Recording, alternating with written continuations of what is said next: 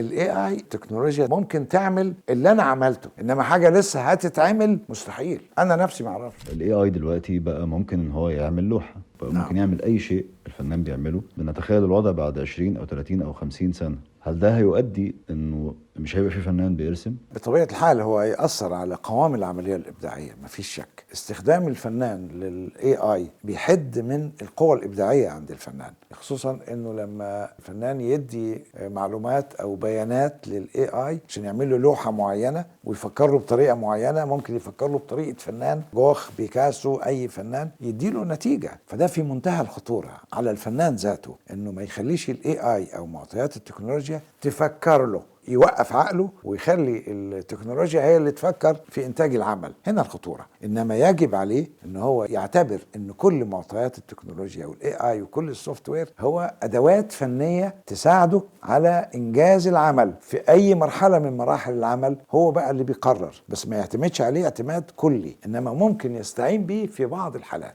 الاعتماد الكلي بيكون على الفنون التطبيقيه، كل ما يتعلق بتلبيه حاجات الانسان. التكنولوجيا بتسهل الموضوع ده وبتنتج اكتر واسرع، انما قوام العمليه الابداعيه لما تتدخل فيها التكنولوجيا بشكل زي اللي احنا بنشوفه دلوقتي، ممكن على مدار مثلا 50-60 سنه جايه قدام ممكن الفنان يكسل يشتغل او يعمل عقله في قضايا فنيه معينه. اخطر ما في الموضوع انك تخلي الاي اي والسوفت وير يفكر ليك كفنان. يفكر ليك؟ لا، هو الاي اي والسوفت وير التكنولوجيا ممكن تعمل اللي انا عملته. هي بتعمل حاجه اتعملت قبل كده، انما حاجه لسه هتتعمل لا يمكن، مستحيل. انا نفسي ما اعرفش. انا ما اعرفش بكره انا هعمل ايه. انا عندي تجارب وعندي اعمال متحضره. طب انا هعمل ايه بكره في اللوحه دي؟ ممكن اغيرها خالص، ممكن ما اعملهاش، ممكن اعمل واحده تانية خالص. طب انا بعد 3 سنين، بعد 10 سنين، طب انا هعمل ايه؟ ما اعرفش. دي بناء على معطياتك اللي انت بتوجدها كفنان،